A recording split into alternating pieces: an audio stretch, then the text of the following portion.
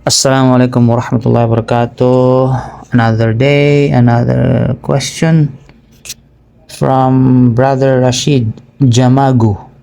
Brother Rashid Jamago. Okay, narito po yung kanyang tanong. Basahin po natin. Assalamualaikum warahmatullahi wabarakatuh. Ustaz, may tanong po ako.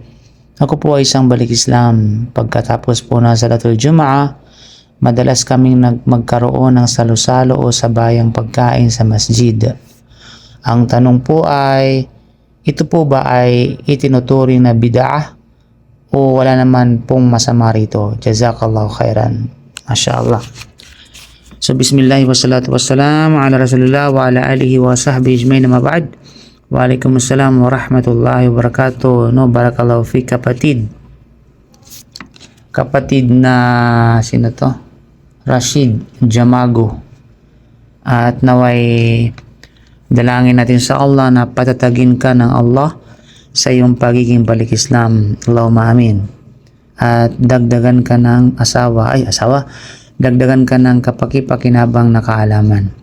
So napakaganda ng iyong tanong kapatid, sapagkat mahalagang malaman kung alin ang tunay na sunnah at alin ang maaaring maging bid'ah. Na kung kaya ang sama-samang pagkain sa masjid pagkatapos ng Salatul Jum'ah ay bid'ah ba? So yun ang katanungan mo, no? So ang kasagutan ay hindi. Bakit? Ang sama-samang pagkain pagkatapos ng Salatul Jum'ah, kapatid, ay hindi otomatikong bid'ah kung ito ay ginagawa bilang karaniwang pagtitipon, pagpapakain, pagpapalakas ng ugnayan ng mga Muslim o kawanggawa. At hindi, ito yung highlights dito at hindi pinaniniwalaang ito ay isang espesyal na sunna o bahagi ng ritual ng Jum'ah. Okay? Ulitin ko So ito'y okay, walang problema, no? Walang problema ito kung walang kasamang paniniwalang ito ay isang espesyal na sunna o bahagi ng ritual ng Jum'ah. Ang nagiging bid'ah ay kung ito ay pinaniniwalaan na may natatanging gantimpala o obligadong gawin tuwing Jum'ah nang walang katibayan mula sa Quran at Sunnah. Tandaan natin bilang pangkalahatan, ang Islam ay naghihikayat ng pagpapakain. Sinabi ng Allah sa Suratul Insan, وَيُطْعِمُونَ الطَّعَامَ عَلَى حُبِّهِ مِسْكِينًا وَيَتِيمًا وَأَسِيرًا. At sila ay nagbibigay ng pagkain sa kabila ng pagmamahal na rito, no? Sa mahirap, ulila at bihag. At gayon din sinabi rin ng Propeta sallam, no, sa isang hadith, matatagpuan sa hadith ni Imam Tirmidhi, Ya ayyuhan nas, afshus salam, wa at'imut ta'am, wasilul arham, wasallu bil-layli wan nasu niyam, tadkhulul jannata bisalam. Masya Allah. O mga tao, magpalaganap kayo ng salam, magpakain kayo ng pagkain, panatilihin ninyo ang ugnayan sa mga kamag-anak, at magdasal kayo sa gabi habang natutulog ang mga tao. Makakapapasok kayo sa paraiso ng mapayapa. Diba? Kaya ang pagpapakain, kapatid, ay isang sunnah at isang dakilang gawaing kawanggawa. Ang tanong, kailan ito hindi bid'ah? Kung ang salo-salo, tanda ito makinig ka na mabuti kapatid, no?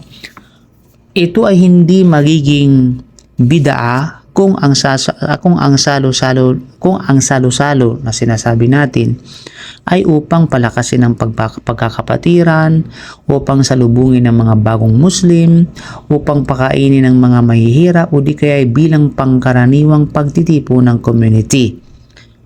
At walang paniniwalang ito ay bahagi ng ritual ng Jum'ah. So yun ang mahalagang punto doon. So kapag walang paniniwalang ito ay bahagi ng ritual ng Jum'ah, hindi ito bid'ah. Ito ay pinahihintulutan, ito ay mubah, at maaari pang maging mustahab. Ang ibig sabihin, maaari pang maging kapuri-puri o desirable. Okay? Kailan ito nagiging bid'ah? So kapag sinabi o pinaniniwalaan na ito ay sunnah na kailangan gawin tuwing Jum'ah. So kapag ganito yung paniniwala, no? Kapag ganito yung stand ng isang tao, magiging bid'ah ito. No? Sasabihin niya ito'y sunna na kailangan gawin tuwing Jum'ah. O kaya hindi kumpleto ang Jum'ah kung walang salo-salo. So kapag ganito yung paniniwala, yung tiyak na paniniwala ay magiging bid'ah ito kasi walang dalil na hindi kumpleto ang Jum'ah kung walang salo-salo. O kaya ay may espesyal na gantimpala ang pagkain pagkatapos ng Jum'ah nang walang anumang dalil. So kapag ganito yung paniniwala, ay talagang bid'ah ito kapatid. No? Sa ganitong kalagayan, nagdaragdag na ng isang gawain sa relihiyon na walang patunay. Kaya ito ay maaring maging bid'ah o idafiyah. Ibig sabihin, idinagdag na gawain sa pagsamba. Si Imam Ash-Shatibi rahimahullah, sinabi niya sa Al-I'tisam, ang bid'ah ay ang pagpapakilala ng isang paraan sa relihiyon na kahawig ng Sharia na ang layunin ay mapalapit sa Allah, ngunit wala namang batayan. Si Sheikh bin Baz rahimahullah ay nagsabi, ang mga pangkaraniwang gawain tulad ng pagkain, pag-inom at pagtitipon ay nanatiling pinahihintulutan maliban kung ito ay ginawang isang ritual na pagsamba na walang batayan. Si Sheikh Uthaymin rahimahullah sabi niya, kung ang pagtitipon ay para lamang sa pagkain at pagpapalakas ng ugnayan ng mga Muslim, ito ay kabilang sa mga kaugalian o ra'adat, hindi sa mga ritual na pagsamba o ibadat. You know? So bilang buod sa mga sinabi natin kapatid, no? So sa sitwasyon na sama-samang pagkain bilang pagpapakain at pagkakapatiran, ang hatol dito ay pinahihintulutan. Sa sitwasyon ng pagpapakain sa mahihirap pagkatapos ng Jum'ah, ito ay may gantimpala, of course. Sa sitwasyon na ginawang regular na programa ng masjid para sa kapakanan ng community, ito ay pinahihintulutan. Sa sitwasyon na pinaniniwala ang sunna ng Jum'ah mismo, ito ay walang dalil. Ito ay bid'ah.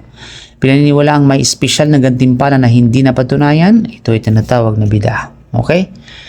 So kaya ang Islam, kapatid, no, makinig ka, ay naghihikayat ng pagmamahalan, pagkakapatiran, at pagpapakain sa kapwa Muslim. Kung ang salo-salo pagkatapos ng Jum'ah ay ginagawa upang palakasin ang samahan, tulungan ng mga nangangailangan, o bigyang pagkakataon ng mga kapatid na magtagpo at magkilala, ito ay isang mabuting gawain. Subalit, nararapat na iwasang ikabit dito ang paniniwalang ito ay isang natatanging sunna ng Jum'ah kung walang malinaw na patunay mula sa Quran at Sunnah. At sinabi ng Allah, وَتَعَوَنُوا عَلَى الْبِرِّ وَالتَّقْوَى, sa Surah Al-Ma'idah. Magtulungan kayo sa kabutihan at sa pagkatakot sa Allah. Okay? Kaya konklusyon kapatid, hindi bid'ah ang sama-samang pagkain pagkatapos ng Salatul Jum'ah kung ito ay ginagawa bilang pangkaraniwang pagtitipon, pagpapakain o pagpapalakas ng ukhuwa fid din at hindi bilang isang ritual o sunna na may natatanging gantimpala. Ang mahalaga ay manatili itong isang pinahihintulutang kaugalian or adat at huwag gawing bahagi ng relihiyon na walang dalil. Malinaw?